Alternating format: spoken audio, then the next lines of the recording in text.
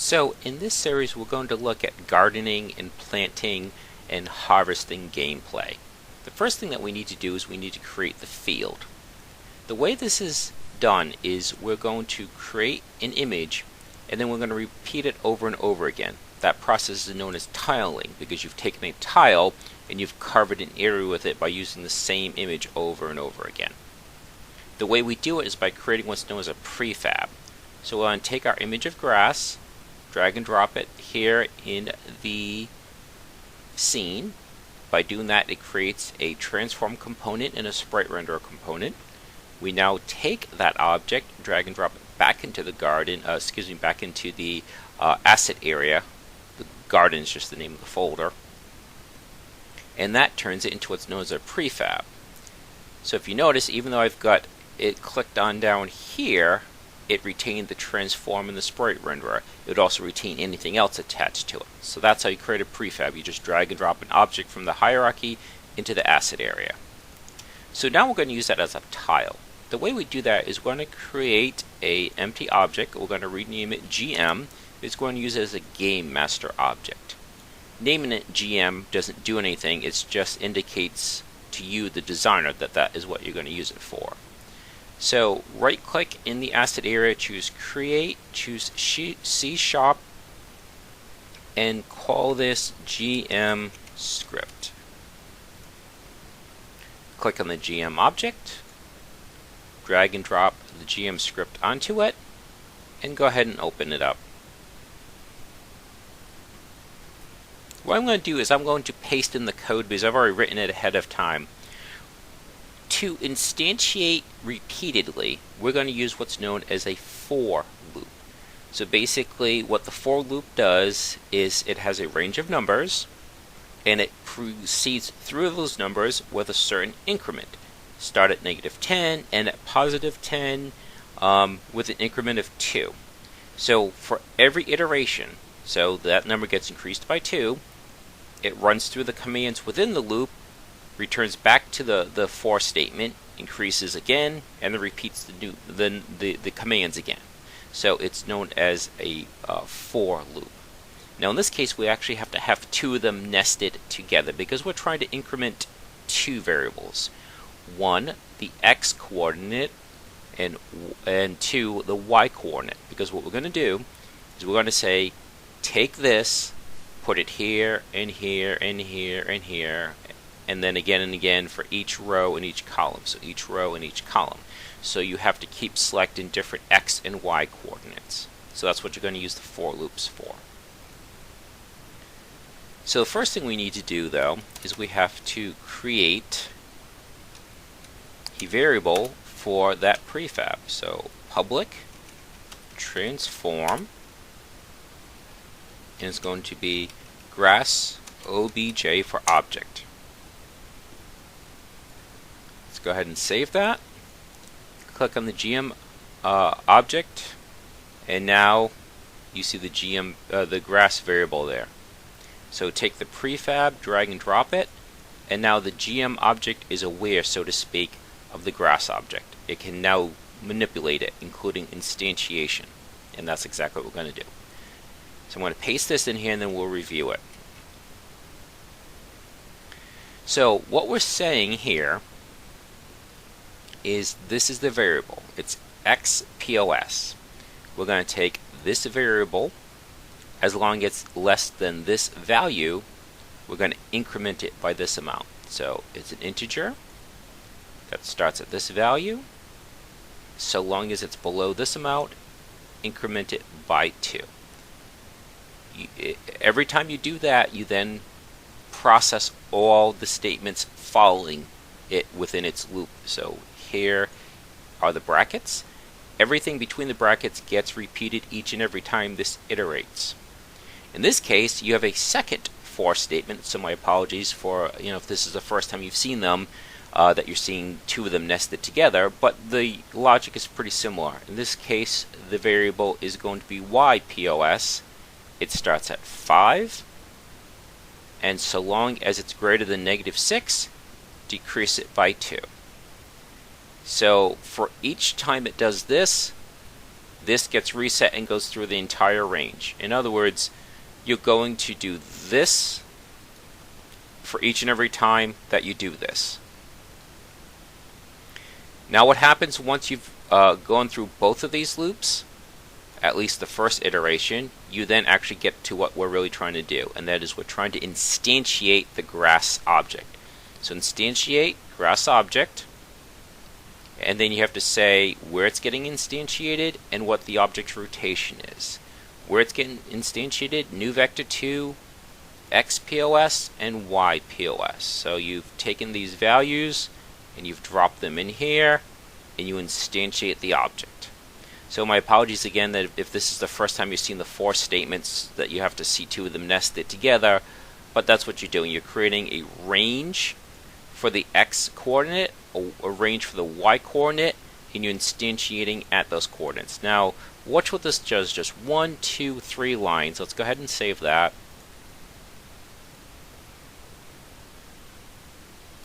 Just those 3 lines have now instantiated an entire screen worth of grass patches.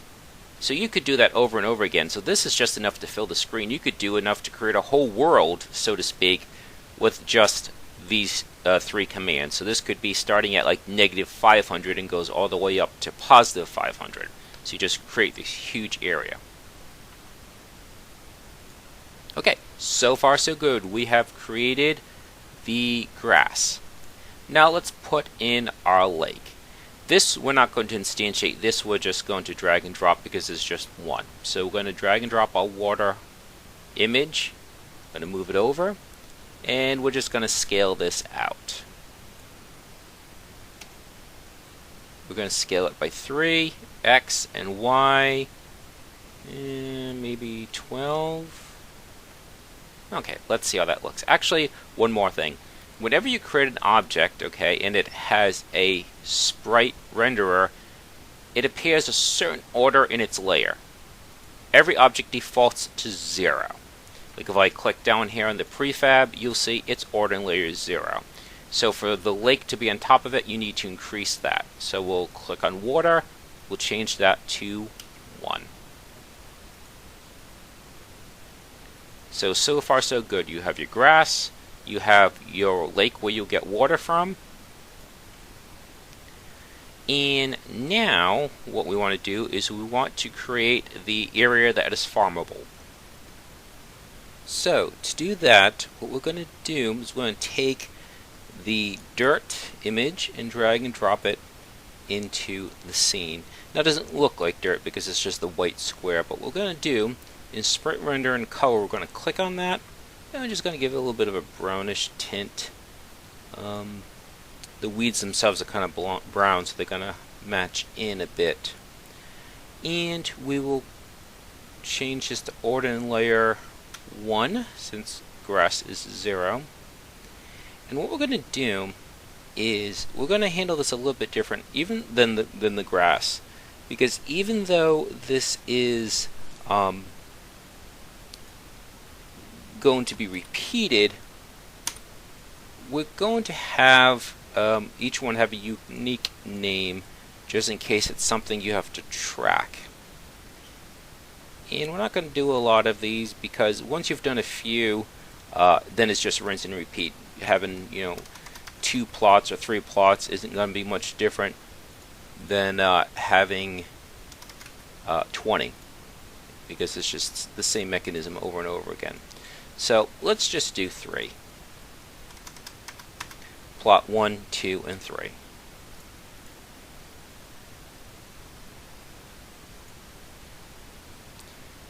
Now, they're not going to have any kind of collider on them. It creates an issue where you have overlapping objects that have collider boxes, so the things grown on top of it will have colliders. Now let's go ahead and create the weed that is going to be on it by default. So let's give this a collider, and let's make it a trigger, and let's shrink that collider.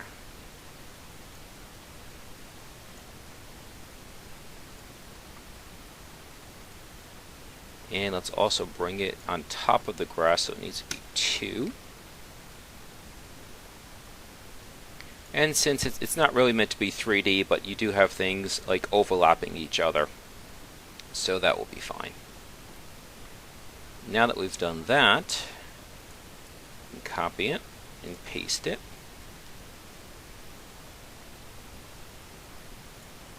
And then paste it again. Let's see how that looks. So you've got your grass, you've got the farmable land, and you have your lake. Now what we need to do is we need to start creating the UI so as that the user interface, which lets you select what tool you want, which will allow you to cut that grass. So let's take our scythe, put it into the area, and we'll just put it right there because the UI is usually centered somewhere, and since that's going to be the UI, we'll bump that all the way up to 5. Now, in order to be able to since you might be watering or planting or harvesting, reaping, we need to track it. So what we've done is in GM script, I believe I already pasted it in between splices here. Okay, what you want to do is you want to add this public static string current tool equals none. So public static string. So we want it to be static because we want this variable to be accessible wherever to anywhere in the application to any object. It's a string because it's text. And the name current tool just gives you, the developer, a reminder of what this variable is going to do. It's the current tool that's equipped, and it's going to default to none. So go ahead and add that. Now the next thing we need to do is we need to be able to make this clickable. So the scythe needs to have a physics 2D, box collider, set it to trigger, and what we now need to do is we need to give it a script. So create C#, we'll call this reap, click on the scythe, drag and drop the reap script, and go ahead and open that up. So for the reap, outside of start, outside of update, you want void on mouse down. So if the mouse clicks onto this object, what do we want to happen? We want to have in the GM script, we defined current tool, and we want to change its value. We want it to be set to scythe. And just to be sure that this is working, we'll do debug.log GM script.current tool. Whenever you add new functionality like this, particularly when it's clickable, I always recommend checking it with the debug log. That way you're not, in this case it's only one line that you're checking, but you might have a much more complex series of commands being performed, so you really want to make sure that that's working. So it's always advisable that when you create new functionality, go ahead and drop it into the debug log to see if it's really working. So now what should happen is when this script is attached to the scythe, and this variable will be set equal to scythe. And just to clarify, it's being equal to the string scythe, not the actual object, because as I've mentioned earlier, you can actually set a variable to be equal to an object. This is just the string scythe, not the actual game object scythe. So we click on the scythe, and sure enough it appeared down there, so we know it's working. So let's go ahead and we'll just remark that out. We might use it again. So so what we've done is you can now click on the tool. Now we need to be able to actually cut the weed. So we'll take that weed and long term we're probably going to turn it into a prefab, but let's just get the basics out of the way here. So add component. Let's be consistent. Right click, choose create, choose C#. We'll call this